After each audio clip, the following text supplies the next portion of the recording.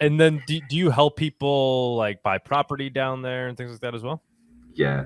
Also, we can connect our customers to some real estate agencies, and these real estate agencies can help the customer to buy some property.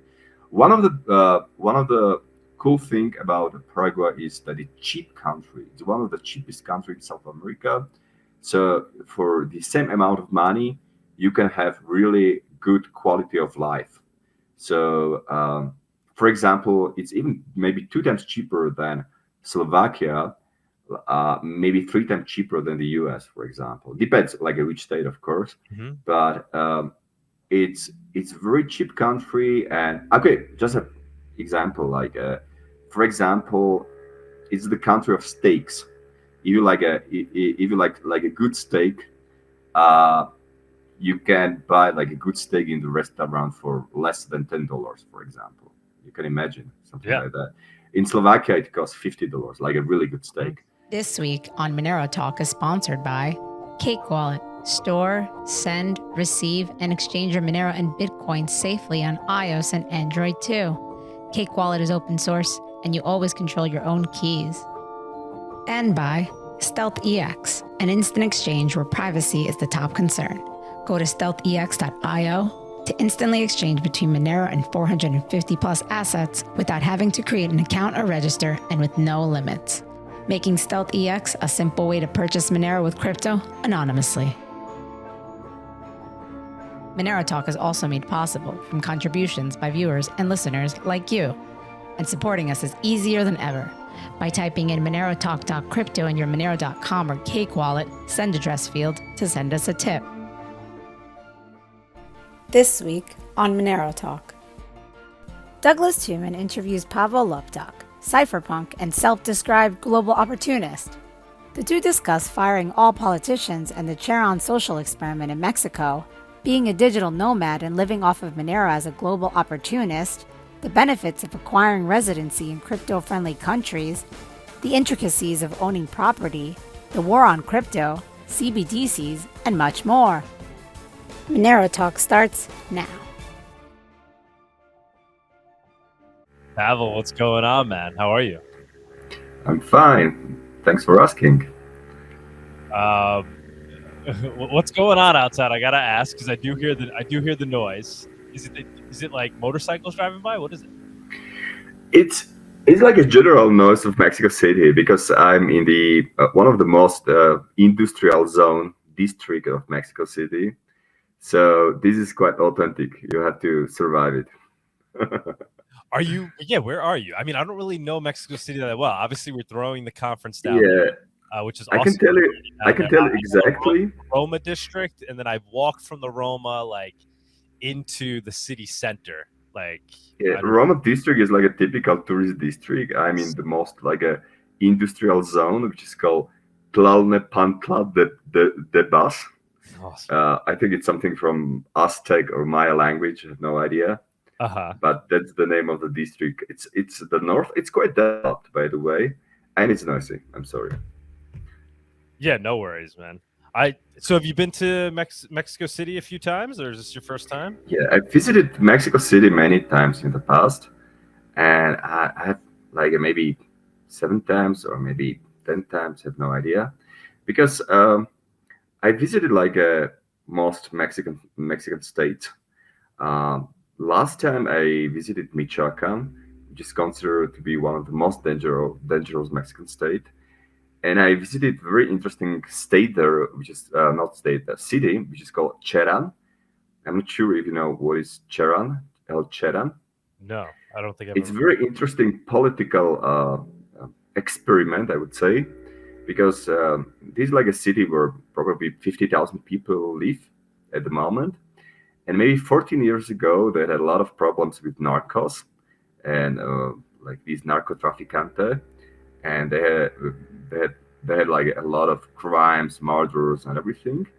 And 14 years ago, they did really interesting experiment. They fired all politicians and who were connected to narcos, and also they fired like a state police, and they basically they started direct democracy. It's tribe of Purepecha, which is like a Mexican tribe. And according to the Mexican constitution, basically they can they can create and use any political system they want because they are like indigenous people. When they did this like a political experiment, the number of crimes decreased to almost zero. So imagine you have Michoacan, which is the most dangerous Mexican state, and inside there is like a peaceful paradise which is called Cherán. So I was so interested in these experiments. So I visited this place and did like an interview. Explain what was the change that they made political? What was the they ban political parties. They fired all politicians. They banned like a typical parliament democratic election. Right. They switched to direct democracy, and that was all. So they got rid of all the gangs, is what you're saying. They got rid yeah, of basically having politicians in Mexico means having crimes. If you don't want to have any crimes, you have to fire all politicians. and it works. It works in this situation. So this was like a really big surprise. This was my last visit of Mexico last year, by the way. Okay. Dude, you're my hero, man. You're like a true cypherpunk, running around the world, living the life, and you don't just talk about these things. You're living essentially the opt out dream that we talk about. You're doing it kind of in the most pure form that it can currently be done in today, which is kudos to you, man. Last 8 years, basically, I'm like a full-time perpetual traveler. So I'm traveling, or digital nomad.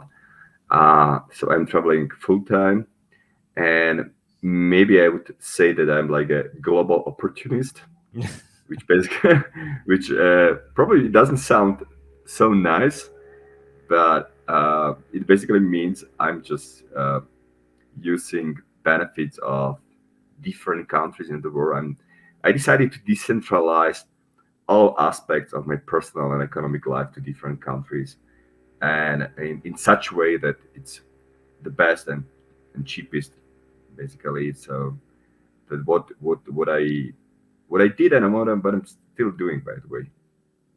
So what kind of different aspects of life are you getting from different areas? Like, give us some examples. Okay, so maybe I would start with my citizenship. I'm originally from Slovakia, so my citizenship is Slovak. But I don't have residency in Europe because European Union is like a tax hell. So instead of European Union, I decided to create my permanent residency in Paraguay and Panama. In the following month, I'm also asking for the residency in Uruguay.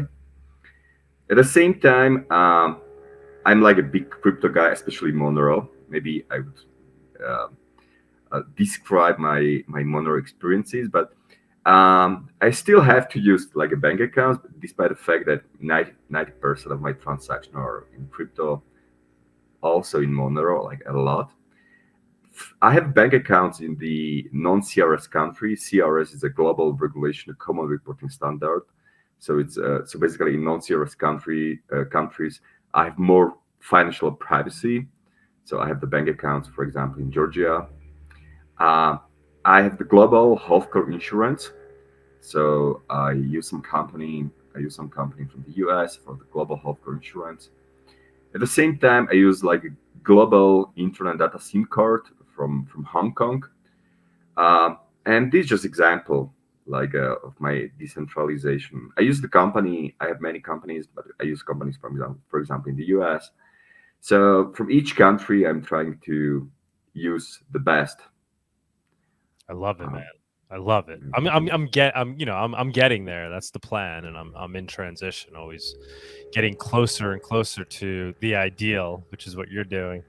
So like what percentage would you say of things are you purchasing with crypto? Like even like this, like the global healthcare insurance, did you figure out how to use crypto for purchasing that? Like how far have you gone in that regard? Okay, so I would say like majority now, because I have the Liberation company, which is called Liberation.travel. Mm-hmm. We are basically helping people to opt out of the system, helping them to obtain residencies in Paraguay, Panama, Uruguay, and this company is 100% crypto only. So we don't have any bank accounts, and all lawyers in all these countries, Panama, Paraguay, Uruguay, Georgia, I mean post-Soviet Georgia, not the state of the U.S., Czech Republic, Slovakia, all our people are paid in crypto, and very often in Monero. But Bitcoin, Lightning, or Monero, basically, we don't use any other cryptocurrencies. So at the same time, so Liberation Travel, one of my accounts, 100% crypto, no bank accounts at all. We have never had bank accounts. We don't want bank accounts. And then my background is ethical hacking, so I'm like a computer hacker, and I have the IT security company, and this company is in Slovakia, and we are doing like a penetration testing, IT security audits, and in this company, we basically all our employees are paid in crypto. We Really? have two kinds. We have two kinds of employees. The conservative employees in our company, they're paid in bitcoins, and more liberal employees are a company, and they're paid in Monero. So basically, in Cool our guy. companies, you can choose if you want to earn your money in Bitcoin or Monero. There is no other option. I'm sorry. I love it, man. I love it. I mean, we're halfway there. Like all our Monero Talk stuff, like our sponsors pay us in Monero, and then all of the behind the scenes people that do work for us, we pay pretty much all of them in Monero. The conference that we're throwing, obviously, we're trying to onboard everybody to Monero, but for practical reasons, not everybody's going to accept. But we do a pretty good job at least getting them to accept a portion of Monero, like even like the swag. So you'll see at the conference, we for swag item, we custom made the badges, but we made them we have hired a local artist who's making the badge out of like clay, out of ceramic, and then painting them. These nice little badges that people. And we convinced her to accept the down payment in Monero. She wanted to get paid. She needed all the money beforehand, and so we sent her. It was like $2,000 in Monero to this person who's never used Monero before in her life. Yeah, But we explained it to her. We got to talking, and really, what put it over the top was her realizing how onerous and annoying it is if we're not using Monero. It's like, because we're in the U.S., we have to send her, use some other service. There's this other one that we were looking at using that connects to bank accounts, but we had to like wait like 3 days to even like get onboarded to it, and like they wanted KYC like up the ass, like they wanted like pictures of you holding your passport type stuff. And I'm just telling her, I'm like, just download this wallet. I'm like, she's like, well, what else? I'm like, that's all you got to do. And just send me the address, and I'm going to send it. You're going to have the money instantly. And I was like, and if you don't want, when we come see you, if you don't want the Monero, I'll give you cash. I'll pay you back out in cash. But just for purposes of sending you the money now. And like, so it already turned her on to it. She's like, I could already, in talking to her, hear that the wheels are turning, because it actually is just more useful. We talk about the privacy like it's a thing that we need for ridding the world of tyranny, but digital cash just functions so much more elegantly than the current system that we have. It's perfectly fluid, and there's no friction in between. yeah. Maybe I should also mention, for example, that in Liberation Travel, we are Monero friendly. For example, every year we have special Monero Day promotion. For example, last week there was Monero Day, like a 9th year anniversary of Monero. So because of this Monero Day, we last week we offered 20% discounts for all our residencies, for all people who paid us in Monero. So for example, for us, Monero Day is like a Black Friday. We need to add you to the Adoption Alley section of Monerotopia, man. How have we not done that? Yeah. Okay. Cool. Yeah. Let's do it. Yeah. Definitely Yeah. add you, and then if you want to, you let me know if you're. Sunita's gonna kill me, but I'm about to. If you want to give a 10-minute talk, like a lightning talk, because we really don't have any room. But if you want to do that, that'd be cool. You could inform everybody there. Yeah. Obviously, we're talking Yeah. about it now, but it would be good to jump up on stage, kind of give your quick 10-minute pitch on the Yeah, service. definitely. If there are some like free slots, I'll be happy to do that. Yeah. So Yeah, big yeah, part of so- what big part of Monero Talk, we want to highlight the companies that are actually using Monero, that are growing Monero adoption. This is a perfect example of something like I would be interested in hearing about all your services. So tell us more about the details of what exactly you guys offer. basically, we offer 20, or last week during the Monero Day, we offer 20% discount when you pay in Monero to all our residencies. So when you want to obtain the residency in Panama, Paraguay, Uruguay, and you pay us with Monero, you will get 20% discount. That's what we do. So basically, we are basically, how to say, positively discriminate Monero people because we love Monero, and everybody who pays in Monero, who pays us in Monero deserves definitely like a special discounts. That's what we did. So like what the different residencies you guys are offering are what, like Paraguay, Uruguay, And Panama, these and three. Panama. Okay. Yeah. And so somebody pays in Monero for I'm just curious. What are the different costs for each and requirements? You have to go into great detail. Yeah. So for example, the original price of this like a package, like a Paraguayan package, was about $6,000, and when you pay us with Monero, you get it like for about 5,000 or even less. So like a 20% discount basically. Amazing. And in this package, maybe I should describe what you have in this package. Yeah. You basically have the residency card, so it means you can live in the given country like as much as you want. So now, in most South American countries, normally you can ask for temporary residency first, and then in 2 years you have to ask for the permanent residency. We can help you with both.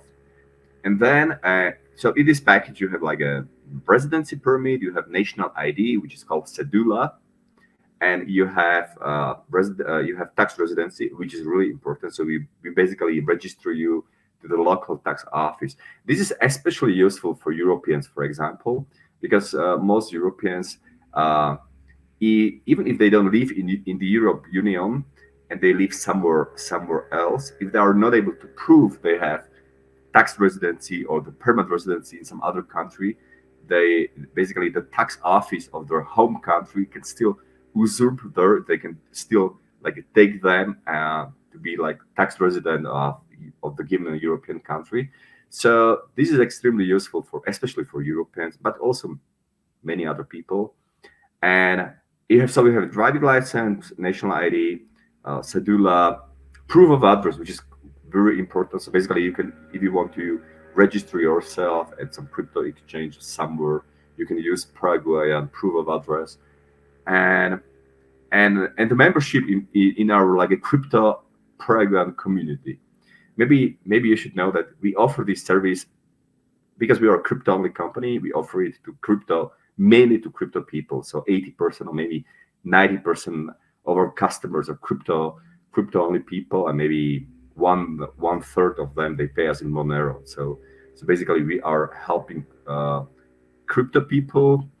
For example, one of the reasons is, for example, in my home country in Slovakia, we have like a crazy crypto taxation. You have to pay for each crypto transaction. If you have any income, when you change it, you have to pay up to 25% taxes, and also extra 14% healthcare insurance. So basically, for Monero transaction in Slovakia, you have to pay healthcare insurance 14%, which doesn't make sense. It's pretty unique in Slovakia. So you have to total, pay capital gains too, right? Or yeah, that's it's capital gain. It's capital gain tax. Exactly, That's it's what you're capital talking gain tax. So for example, when you bought Monero for, I don't know, for 1,000 or $100, and now you're buying something with Monero which costs like $140. From this difference, you have to pay healthcare insurance, and you have to pay like capital gain tax, and like together is like almost 40%. So like crypto legislation in Slovakia is extremely bad, and so that's why most people in Slovakia or Czech Republic or Central Europe appreciate uh, residency, especially tax residency in Paraguay, for example, or Uruguay or some other country. So yeah. Also, U.S. citizens can ask for these residency, especially Panama is very U.S. friendly, from because of historical reasons. But it it it doesn't help you from the taxation point of view, basically. Because like Yeah, you thought the long arm of the United States, right? There's no yeah, opting out of United States taxes as a U.S. I citizen. don't want to use this like a offensive name for that, but basically like the US citizens are unfortunately like a tax slaves. Yeah, so basically it doesn't matter where you have residency, it doesn't matter where you physically live, you still have an obligation to pay and or duty to pay taxes in the US. Yeah, there's no escape, right? I mean, you have to deny your citizenship, right? And then Yeah, that's unfortunately the only way. I'm sorry. I'm sorry, but and it's quite expensive. It's quite do you know people who have done that? Do you have you worked? Yeah, I have many friends. I have many friends. Or many friends.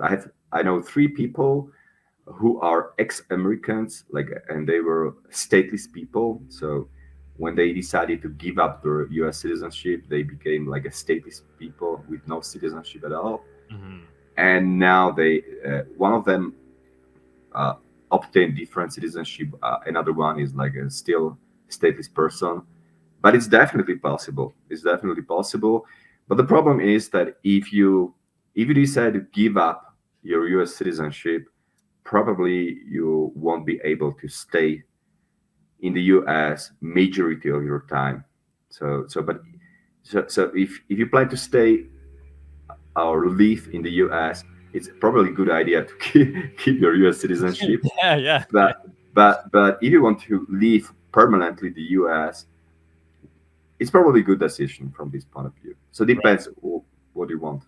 Yeah, no, there's pros and cons, but it's crazy that they have such a stronghold on all the citizens in terms of the tax. So how do you? So I guess what would your recommendation be, or not your recommendation, but kind of like what's the sales pitch to somebody who's hearing about this as to like why perhaps as an American citizen even then would you want to look at having a second residency? For especially for the U.S. citizen, Yeah, it's that makes sense. okay. Okay, now I'm not going. I'm not going to talk about the tax advantages. I'm going. I'm going to talk about the other advantages. Mhm. And for most people, it can be a really good plan B. So for example, in case of pandemic, when the country, for example, in Czech Republic, when we had the pandemic, the Czech government permanently closed borders. And when you were like a Czech citizen or Czech resident, it wasn't impossible to leave the country. So basically, we were like we were stuck in jail or in cage. It wasn't possible to leave the country. And the only exception was the people who had the residency in some other country, like Paraguay, for example. So thanks to your national ID of Paraguay, even during this crazy situation, you could leave, and this is very helpful for people who just want have like a freedom of movement, for example. That's a big one. Like I wasn't even. I guess I had thought about that at some point, but yeah, kind of. Yeah, that's major. That's a major advantage.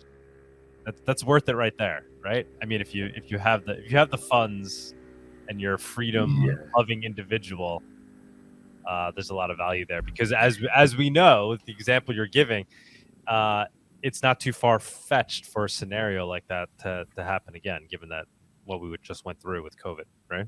Yeah. Another advantage is that with your cedula, which is national ID of Paraguay, you are basically becoming the resident of Mercosur. I'm not sure if you know what is Mercosur. No. It's like a Schengen in Europe, which means basically when you have this national ID of Paraguay, just with your ID, you can freely visit other Mercosur countries like Argentina, Brazil, and Uruguay. So basically, you can freely travel to these countries, to these Mercosur countries, which is also very useful. And at the same time, Paraguay has the lowest taxation in South America. Income tax in Paraguay is 10%. VAT is also 10%. And you basically, and if you have any income out of Paraguay, like a foreign income, it's a territorial taxation, which basically means you don't need to pay any taxes from your foreign income. But if you are in the U.S., but if you are the U.S. citizen, you still have obligation towards the IRS. But I'm just saying that if you live in Paraguay, or you have the tax residency in Paraguay, and you have any foreign income, you have no obligation to pay any taxes. So it's because in most countries, like European countries, you have worldwide taxation, which means you need to pay taxes from your worldwide income. But in Paraguay, it's like a territorial taxation, so you have an obligation to pay taxes only from the like a job which is physically done in Paraguay. So right. You could live, me, Doug Tuman, a U.S. citizen. I could get residency in Paraguay, go essentially move down there, continue to do make my income from the U.S. And I won't be paying. I'll obviously be paying my U.S. taxes, but I won't also have to pay local taxes in Paraguay. Yeah. Okay. If the job is like a physically done in Paraguay, it's called like a Paraguayan sourced income. So you have an obligation to pay taxes from this Paraguayan source income.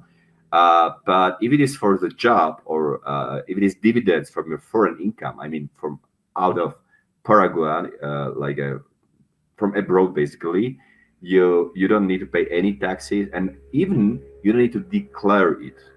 So you have just duty to declare all your income from the physical job, which is done physically in Paraguay. So it's a very, how to say, tax-friendly country. So this is another reason why Paraguay is like an offshore destination from people from Argentina, from people from Chile, from Brazil. So it's like a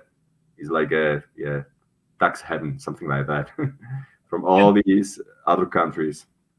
And then do you help people like buy property down there and things like that as well? Yeah.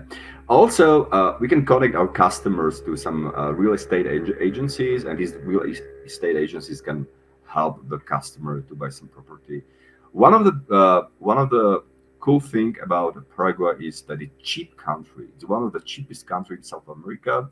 So for the same amount of money, you can have really good quality of life. So, for example, it's even maybe 2 times cheaper than Slovakia, maybe 3 times cheaper than the US, for example. Depends, like which state, of course. But it's very cheap country. And okay, just an example, like for example, it's the country of steaks. If you like a good steak, you can buy like a good steak in the restaurant for less than $10, for example. You can imagine something like that. In Slovakia, it costs $50, like a really good steak. So like a restaurants or food is amazing in Paraguay. Also services, like so Paraguay offers like a good rate of the quality of services and the price. So for like a U.S. citizen, it can be like a really cheap country to live. Do you spend a lot of time down there? Just few months. because I'm like traveling all the time, but usually 3 months, October, November, December, I stay in Asunción or in Paraguay. But then in December or January, I have to leave because it's super hot, like 40 degrees. So these 2 months, January and December, it's just too hot. Not recommended to stay there. Yeah, yeah. And if you don't have to, well, might as well go where it's best. What's your take on owning property? I mean, so you're kind of a global citizen, and I'm just curious, given your thoughts on the state and obviously cryptocurrency. Is physical property something that interests you, or do you think it's something that can too easily be confiscated by the state or used to extract value from you? Yeah, very good question. You're right. So if I can choose between a hodl of my Moneros or spend my Moneros or Bitcoin and buy some property, I would prefer the first option, like a hodl Monero or Bitcoin, instead of spending it. The situation depends where, but the problem is that in most countries you have to pay like a property tax, and if you don't pay property tax, basically the government will seize your property. So technically it's not your property because you still need to pay some taxes. Right. Okay, there are some exceptions, like Dubai, for example. In Dubai, there is no like a property tax, so basically you really own this property. But one of the problem of property, like a physical property, especially for example in Europe, Slovakia, Czech Republic, other countries, is that it can define your center of your interest, and according to your center of your interest, the tax office can say, hey, you have like a house here or you have an apartment here, it will be your tax residence.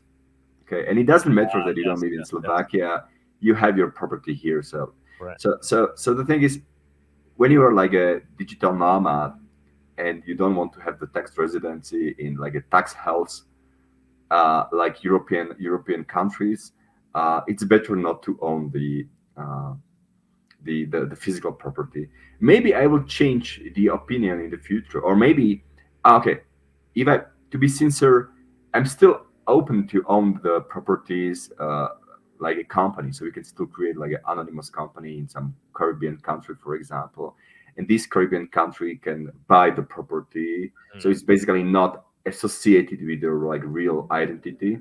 I can imagine buying properties like using this offshore company basically, but otherwise that could be another good business for you to offer, right? Maybe it's just a burden. Yeah, so it's like something that connects you with the government and taxation, and something you don't want basically. Yeah, no, good point. So where do you and we'll go back to the details too. I want to hear more about the different services that you offer, right? So you talk about residency, but I want to hear more about like the consulting and different things you offer. Okay.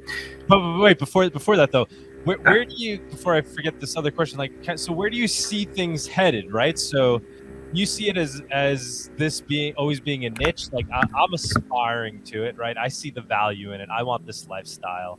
You're living it already. Do you see it growing, like there being a movement where a large section of society basically moves towards this type of lifestyle, or do you see it as always being niche? Oh, it's getting loud now. Can you hear me? Yeah, I think we should definitely expect like a significantly increased number of digital nomads in the following years, because many people are starting to understand that digital nomads basically have still a lot of freedom, but they don't have like a lot of duties. So for example, one of the main difference between citizenship and residency.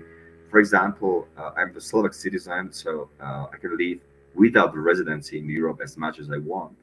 But because I don't have residency in Europe, just citizenship, I don't have any duties in European Union. So for me as a European citizen, the best combination is have the European passport and the residency in Panama or Paraguay. Basically, instead of duties or uh, instead of duties, you basically have privileges, and more people are aware that they can liberate their lives and they can really enjoy. For example, I'm going to describe my situation. For me, the one of the reasons why I'm traveling like a full time, why I'm digital nomad, is that staying at one place and paying taxes will be much more expensive for me than traveling full time. You know what I mean? Mm-hmm. So I'm traveling full time and I'm staying in my hotels because it's the cheapest solution. Okay, so I know that it sounds like crazy, but maybe you should know that, for example, in Slovakia, total taxation is like a 66%. 66%. So it means like a 2/3 of the year in Slovakia you're working for the government, which is like crazy. Like I don't want to. I don't want to do that. I prefer like traveling full time. And you Uh, said the United States were tax slaves. Jesus, man, you're beyond. Yeah. But the cool thing about Slovakia is that when you move out of Slovakia, you stop being like a tax resident. Mhm. But you, like a U.S. citizen, you are still tax resident. Right. Yeah, there's no escaping the tax slavery in the U.S. But Yeah, this is like. But okay, but like regarding numbers, okay. that's crazy. I didn't know it was that high. Wow. Yeah, but I guess it's like a total taxation, including like consumption, VAT, taxes, everything you can imagine. But you live also like in New York City, which is probably the one of the biggest tax hell. Oh, So yes.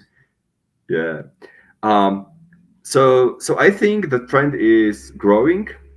I think the more and more people, especially now, because thanks to cryptocurrencies like Monero, Mhm. basically you can you can opt out of the system. You don't need to use bank accounts, for example.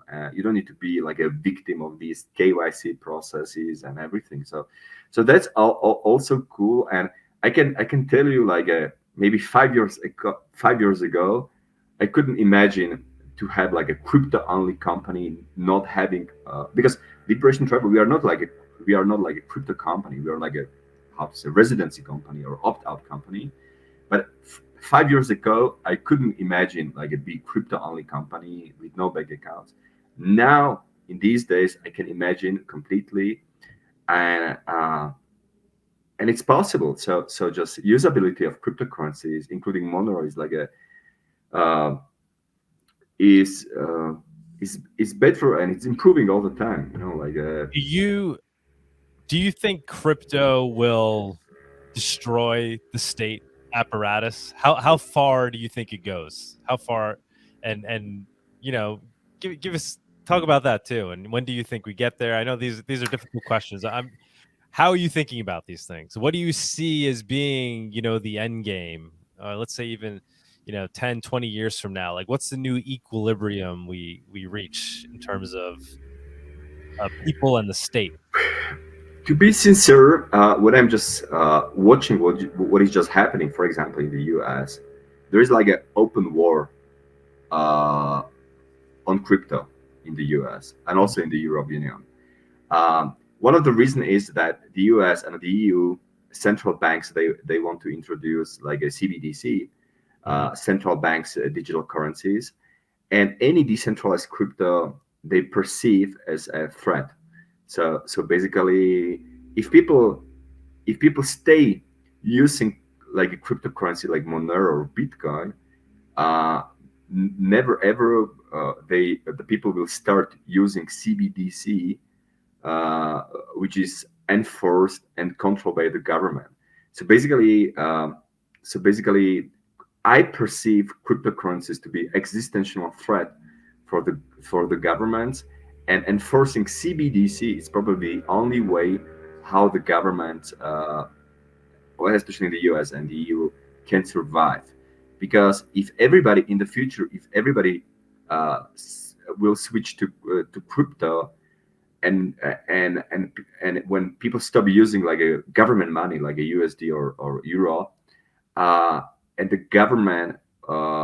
governments will lose control over transaction of millions of people. Mhm. I think that this can also mean the end of the governments we know, basically. And I think this won't happen. And maybe I should describe you like a more skeptical scenario. And more skeptical scenario is that crypto never or won't be like a mainstream thing in 5 years or 10 years. It maybe if I can compare it to someone, it'll be like a drug culture, you know. Right. So like drugs were completely prohibited in 70s years, Mhm. but still quite a lot of like millions of people are still using drugs. You know what I mean? Despite the fact it's completely illegal. Mhm. And I think that something similar may happen with the crypto and Bitcoin and Monero. So it'll be like drugs. It'll be like illegal, but still like a millions of people unofficially will use it all the time.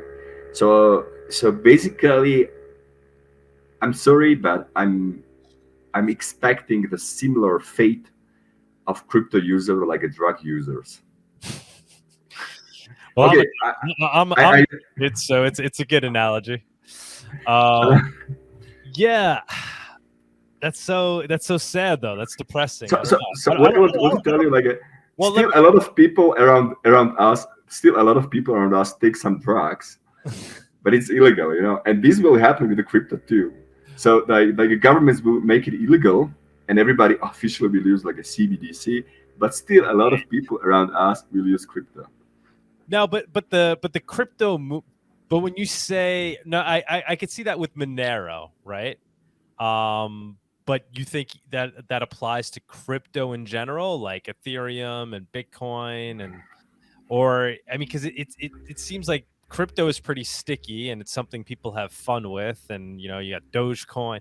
Like you see those things retreating too as well, because it seems like it's just becoming part of mainstream culture in general, crypto. Maybe this depends how much control the governments will have over the other cryptocurrencies. Mhm. From this point of view, Monero is of course the most dangerous, you know. So Sure. maybe when we focus on Monero, maybe we say it will be like this alternative drug culture, you know, like a new drug culture. So regarding Bitcoin, I'm not sure if Bitcoins or Ethereum survive. They will be highly regulated. Mm-hmm. Even now they're highly regulated, like a KYC and all this stupid regulation, and it's even worse, you know. So the analysis industry is tremendous, right? It's like for example, I still believe. Okay, this is probably one of the quite bad decisions because I sold when I. This is like something I should say. I should tell you. When I revealed for the first time Monero, I sold all my 100 bitcoins for together $10,000 because I'm I'm a technical guy, and for me like privacy always should be like the inevitable part of cryptocurrency. I believe that the companies like a change analysis shouldn't exist. They shouldn't have business. If they exist, we don't have like a good private currencies, and this is like a problem. So I believe that in ideal world, like a companies like a change analysis shouldn't exist. And if you use Monero, probably they wouldn't exist, or they will not exist. So. You are my Monero brother, man. Yeah. You're speaking. Sometimes I'm Monero maximalist. If I'm maximalist, I'm like a Monero. Now, I really believe that the privacy should be inevitable part of cryptocurrencies, and because for me, using crypto, the main reason why I started to use crypto is privacy and freedom. Exactly. If you don't have privacy, if you don't have freedom, it doesn't make sense to use cryptocurrency. For me, for example, so it should be like a really inevitable part of cryptocurrencies. So This we'll this see. is why your eye kept telling me, he's like, you got to talk to Pavol, man. You got to talk. Yes, So where do you then see Bitcoin? I mean, do you see it as becoming essentially a surveillance coin? I mean, it currently is. Do you see it as being able to fight against that? And then there's kind of two Bitcoins. There's the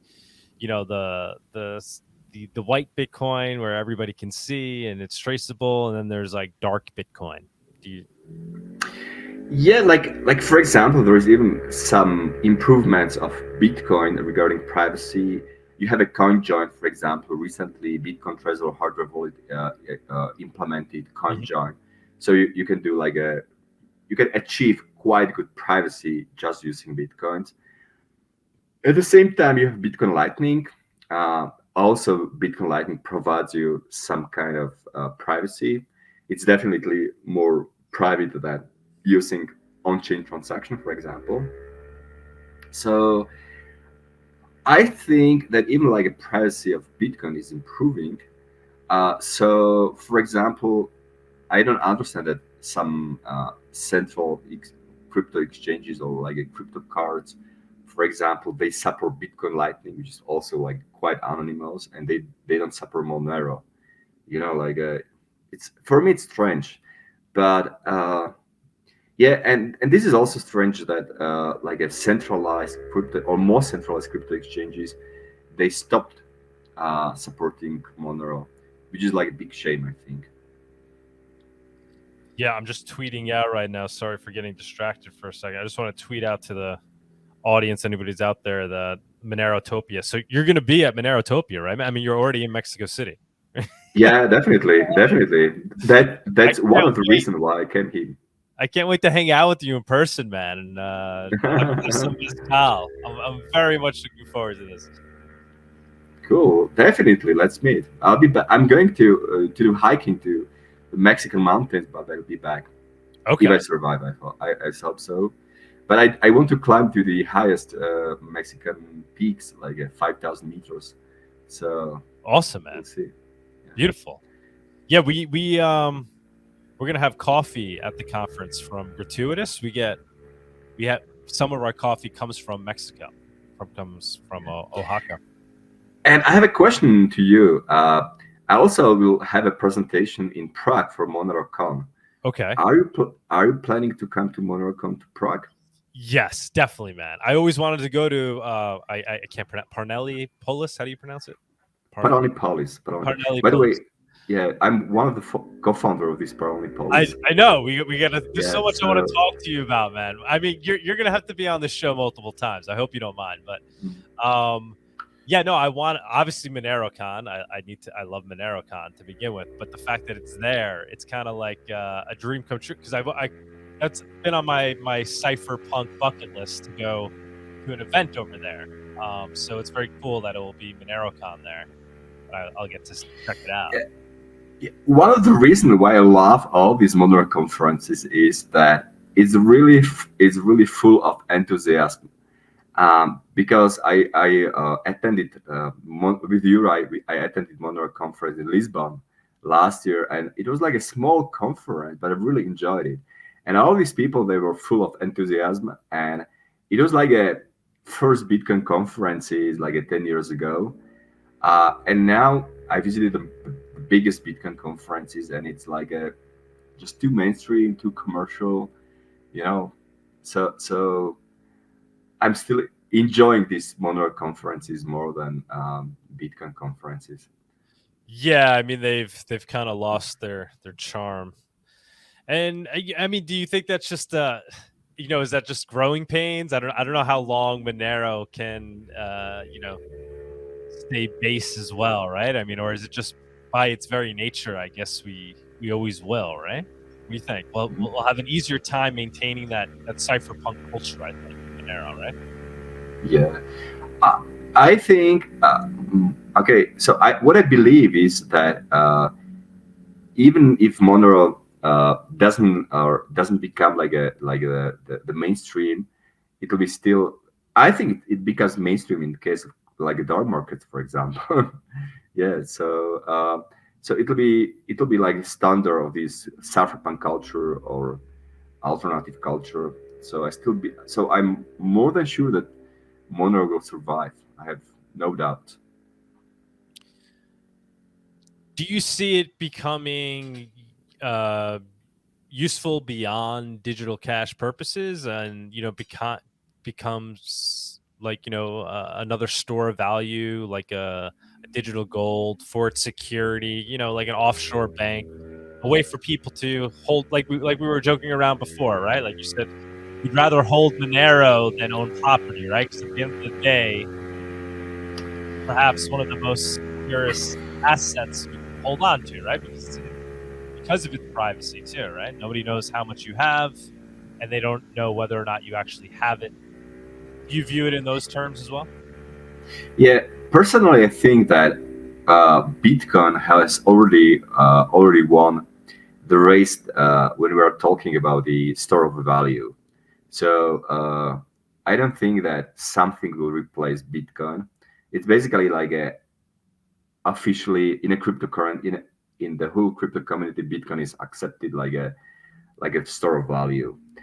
But I still believe that Monero is and can be the best digital cash for sure. Anonymous digital cash we need to use daily. I use Monero daily. So yeah, for example, maybe I should mention that I really like the project Monero Cake. Use Monero Cake. Cake, yeah. Cake wallet, yeah. They did like a nice integration, which is called Cake Pay. Mm-hmm. If you know, so basically you can buy like a anonymous Visa and debit cards using Monero and some vouchers and everything, and it's super cool.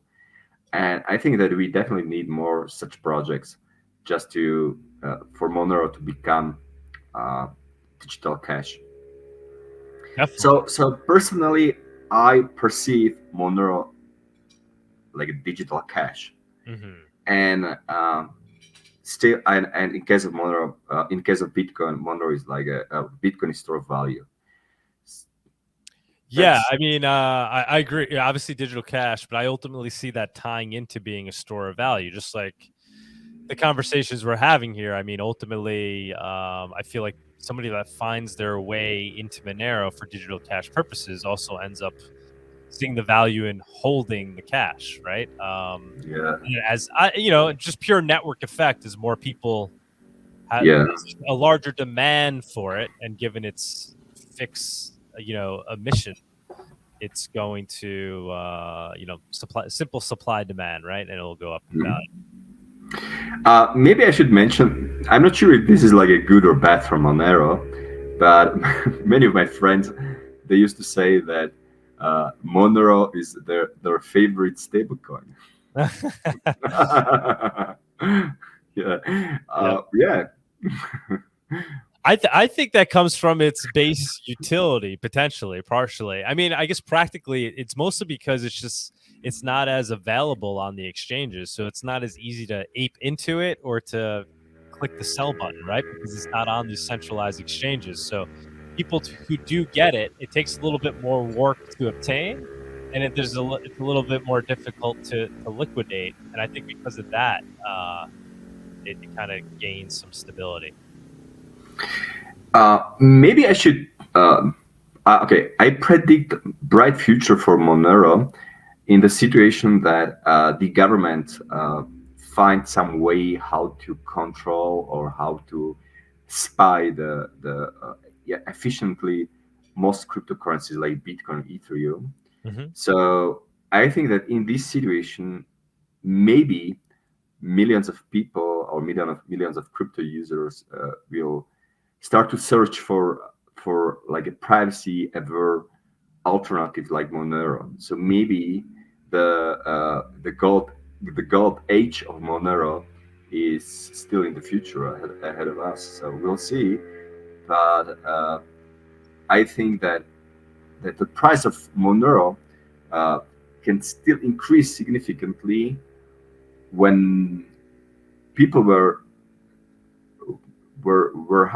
if people have incentive to buy it, just because of many circumstances or something may happen, like these global surveillance of Bitcoin or something like that.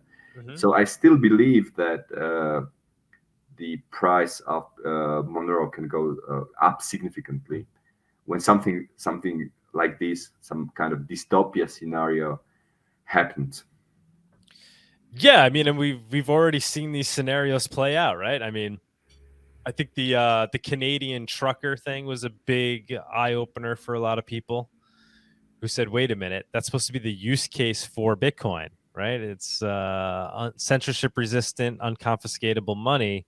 And here you have the government now blacklisting addresses when people are intending on using it in a censorship resistant way.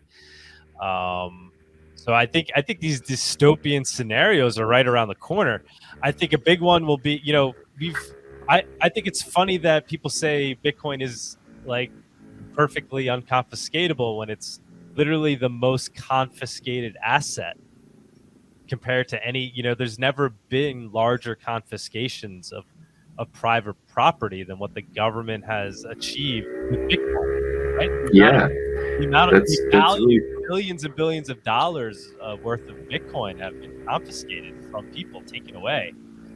You've never seen that with any other asset.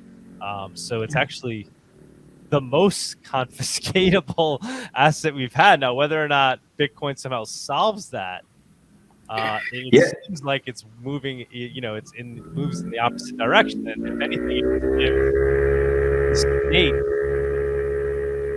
I'm just waiting for the noise to pass. It gives the state a tool for more perfectly confiscating value from people, allowing them to perfectly tax and obtain those taxes at will.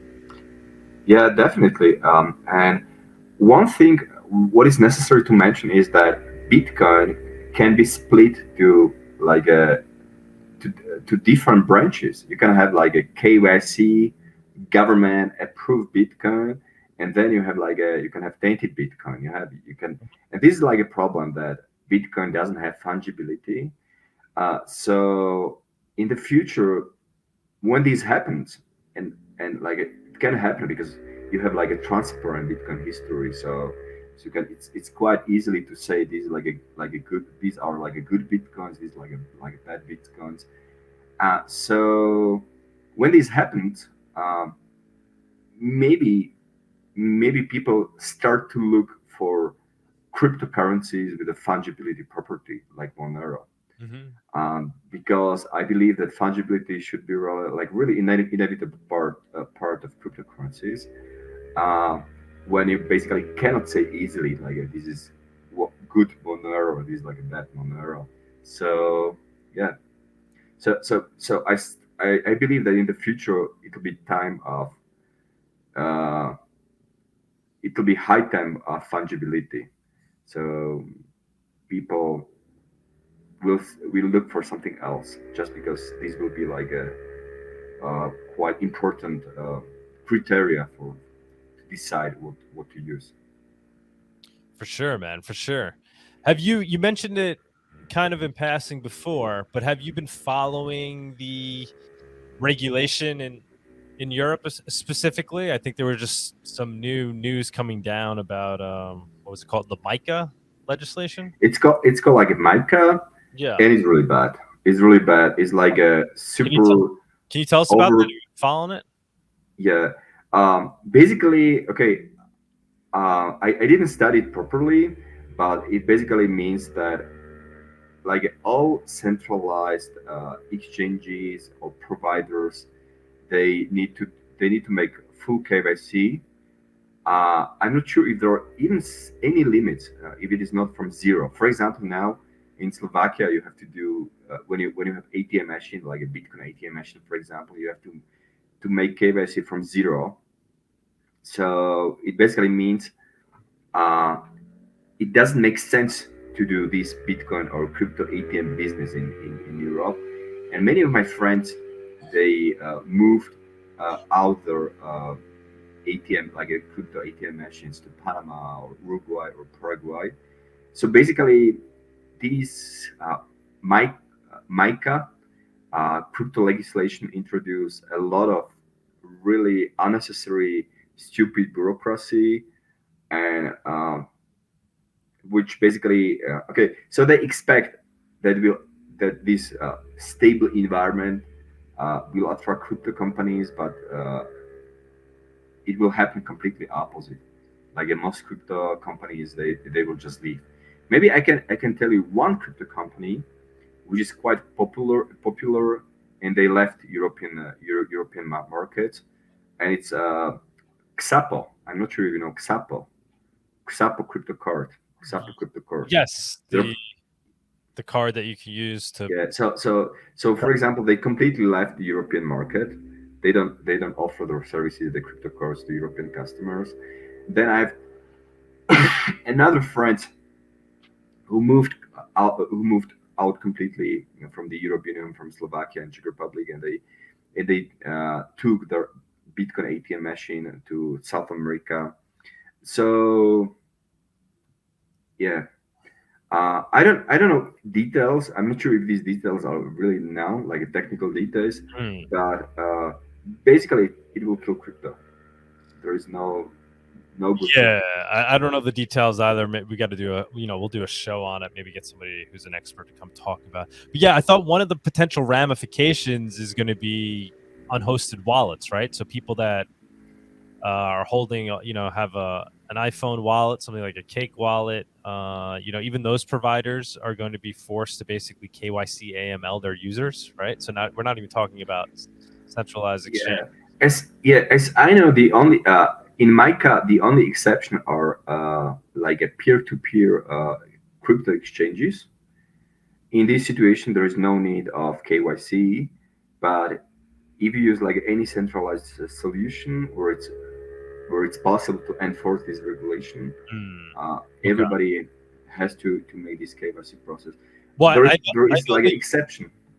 I know the European Union, though, was talking about maybe it's not part of MiCA, right? But they're talking about this potentially too, right? Like wanting to KYC AML even non-custodial wallet providers. Yeah. But I think this legislation will apply only to companies that which have like a private keys of the customers, but not the final users.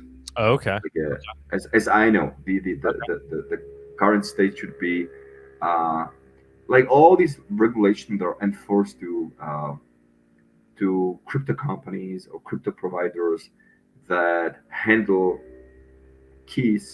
private keys of crypto users, but not to the end users who have who are using like a hardware wallets, like a Bitcoin Trezor or Ledger or something like that. So what do you think the likelihood? I mean, are they just slowly boiling frogs, and it's going to get worse and worse? Do you think they eventually then ban Monero, for example, in Europe? It's already happened in Dubai, by the way, like a few months ago. Yeah. They banned Monero, and what is quite interesting about Europe or the US, they are not trying to ban it explicitly. They are trying to regulate it so much that it won't be feasible to fulfill all these stupid regulations. So people stop using Monero, or people will stop using cryptocurrencies because it will be so bureaucratical and too complicated to use cryptocurrencies. So they won't do that like in this visible way, but I think they're just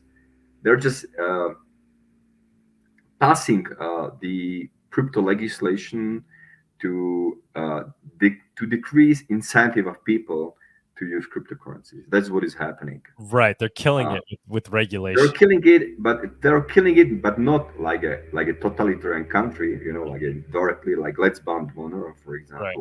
But they are doing that in an indirect way, basically. You know what I mean? So the people. Is part of that because, you know, in Europe, I mean, they have strong pro privacy laws, right? Supposedly, right? Like these Okay. protect people's privacy and protect their data. So is that potentially part of the issue here? Is like for them to turn around and ban a technology that provides what they ultimately pretend to stand for, I guess might be a hard thing to maybe do politically? Yeah, this is like a good point. Maybe you should know that all these pro-privacy regulation, like a GDPR Yeah. in Europe, you know, the most famous is GDPR. Uh, in all these regulations, they have a lot of exceptions for the government, for especially for the government. So, for example, like a government offices, they have a lot of exception when we are talking about GDPR and also of course there will be, for example, CBDC. You know, CBDC basically means complete surveillance of all transactions of all people by central banks. But and we can say like this is like a completely surveillance project, but there will be like exception GDPR. You know what I mean? Mm-hmm. So it will be like we have like a strong privacy laws except of CBDC, you know. So that's one of these exceptions. So we have a strong privacy law, but with a lot of exceptions, and CBDC will be one of these exceptions. And also, for example, tax laws, you know, like a tax office collects a lot of information about all citizens, about all tax residents, and of course, they don't delete this information after 1 year or 2 years, like many private companies they have to, you know, or something like that. So they have also like a special exception. So I think what will happen is that we will have like a completely surveillance dystopia society, which will be like an exception of this GDPR privacy regulation, you know, and it's already happening. So when I'm going to explain it very easily. When the government does surveillance, it's not a part of privacy regulation. They have exception. Right, because you know they're concerned about money laundering and terrorism, so Exactly. they have Exactly. a blanket, you know, ability to do whatever they need to do, deem necessary to prevent But terrorism and money laundering.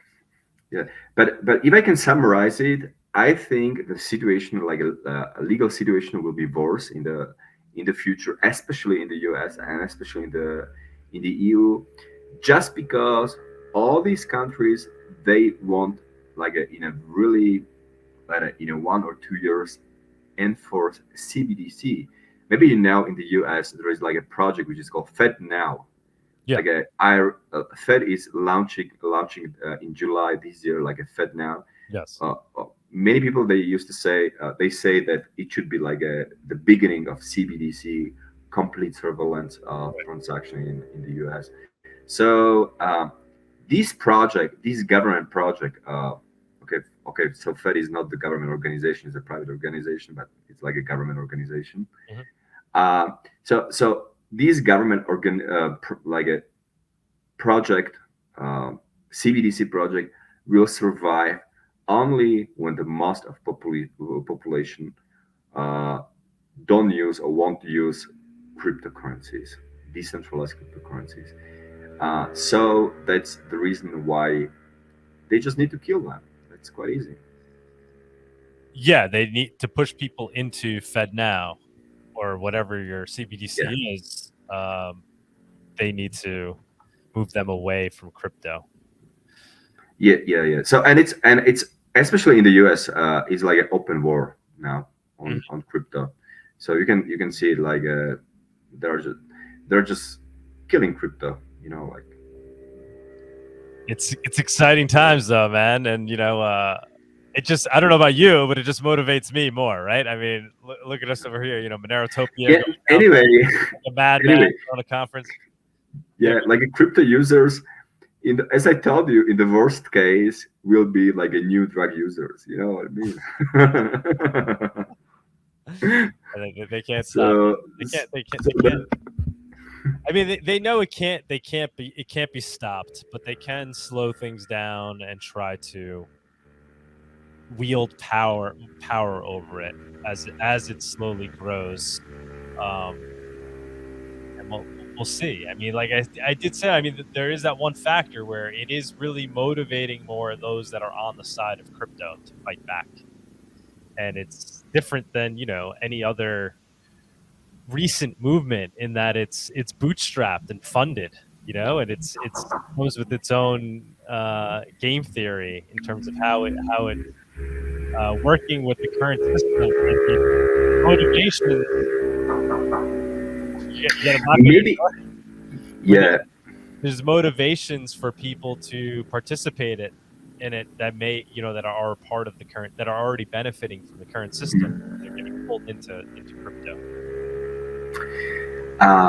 Maybe I should mention that situation in the US is maybe a bit better compared to the European Union. And the reason is that still in the US, there are some politicians or some senators who officially publicly support cryptocurrencies. So you still have like a crypto-friendly politician in the US. Yes. In the European Union, as I know, we don't have any crypto-friendly politicians. Really? Or any, or crypto lobby. Yep, the Pirate Party, right? Isn't there the Pirate Party? I mean, that's that's like Pirate Party in Czech Republic or Europe is like a communistic party. You don't want to be. Oh, is it? Okay. Yeah. I don't know. Okay, so so in European politician, there is no strong there is no pro crypto movement, like a political crypto movement, because crypto users they don't care about politics, So this is like a problem. Change, though. You think that will change? Will that change?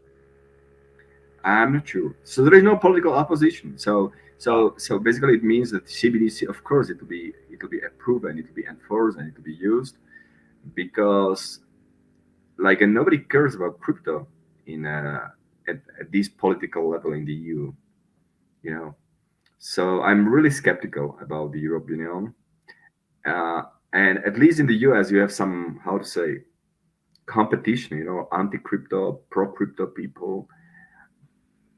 Yeah. Pavol, we've been talking for almost an hour and 10 minutes, this has been awesome, man. Loving this. I know we met in Lisbon, but I don't think we didn't really talk deeply, right? So you were at Monero Talk in Lisbon, yeah? Yeah. Maybe we met. There were only a few people. It was like a small conference. Yeah, I was hanging out with Uri a little bit. Yeah, no, I was even emceeing part of the conference in the beginning, the first day. Yeah. Man, we definitely okay. Yeah. I know it now.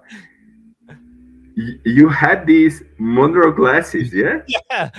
Well, and you know that you gave these Monero glasses to me personally. Oh, I did. It was me. Yeah. So now the big mystery is finally solved. Yeah. So I'm the owner of your Monero glasses, by the way. I love it, man. we were having amazing conversation, and I knew you were the Parnelli Polis guy. I was like, bro, please. Yeah, so this is definitely the best end of this conversation. Well, jokes on you, man. I got another. Yeah. Okay. I completely forgot these glasses in Europe, so I don't have. Oh, shit. Yeah, we're gonna bring some down to Mexico City because everybody loves them, and we'll probably sell some down there. It's funny, people become a cult classic. And I really enjoy this Monero merchandise. It's great. So I'm like completely dressed by Monero. I have like a Monero socks. I have Monero t-shirts. I have Monero sweater. I have Monero like a bag. I'm like a Monero glasses. So we have a whole marketplace built into the conference where they're going to be accepting Monero. So you're gonna love it, man. Yeah, great. I will definitely buy it. some product. Are you down to jump into the spaces? You got some time? We'll see if anybody has any questions. Okay, I'm going to check it. What am I? Yeah. Before we close out this part, just tell me, and then we'll just move over there. So don't move over there yet, Pavol. Can you hear me? I thought it's probably no. I don't see any questions. Or No. can you see some? Yeah.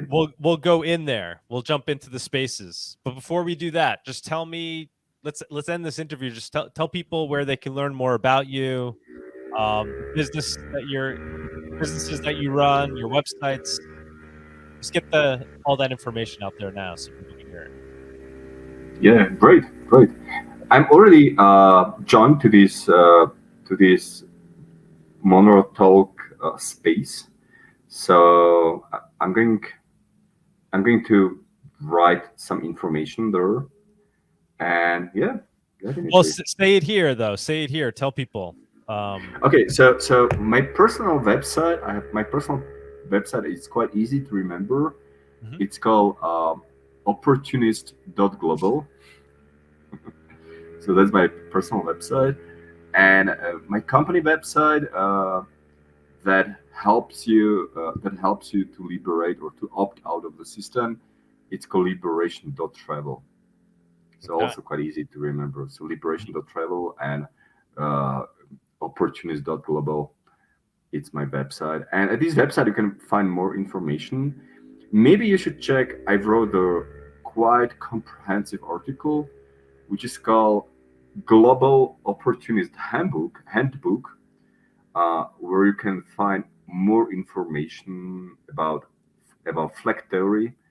I'm not sure if you know flag theory. It basically means it's a theory, or it's, in my situation, it's practice, which describes how you can decentralize different aspects of your life to different countries. So I wrote this Global Opportunist Handbook. One important information regarding Monero: if you decide to create any offshore company, when you stay crypto only, so for example, when you use Monero or Bitcoin only, the number of your possibilities or number of countries where you can create your offshore company will increase significantly, because now the legal problem is not to start or to create a new company in some jurisdiction. The problem is open the bank accounts for the given company. So if you decide to do offshore business with no bank account, you have much more possibilities to do this business. And I strongly recommend you to stay crypto only, stay Monero only, and then you can, for example, typical example is Panama, for example. It's quite easy to open the bank, quite easy to create company in Panama, but it's almost impossible to open the bank account in Panama for the Panamanian company. So almost impossible. So when you create the Panamanian company and you stay crypto only, you can still do the business, and you can still don't pay any taxes from your foreign income out of Panama, which is pretty good, pretty good. So what I want to tell you is that crypto can significantly help you in this flag theory when you decide to stay out of the bank accounts, because then you have much more possibilities. But of course, you have to persuade people, your customers, your employees to accept crypto. But when you are able to do that, you will have much more freedom, much more financial freedom. No banks can stop or freeze your transaction. And there's no greater way to help strengthen Monero than to do just that, right? I mean, unless you're a coder and you're building it, but if you're just somebody who wants to see it succeed and you want to use it as a tool, the best way to help it grow is to use it as a tool every day, and then to essentially make it your way of life.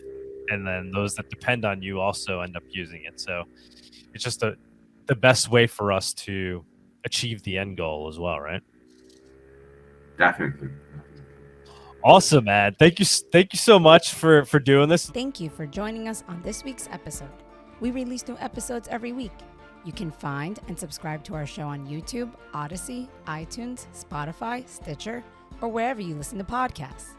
Go to Monerotalk.live to subscribe for a full list of places where you can watch and listen.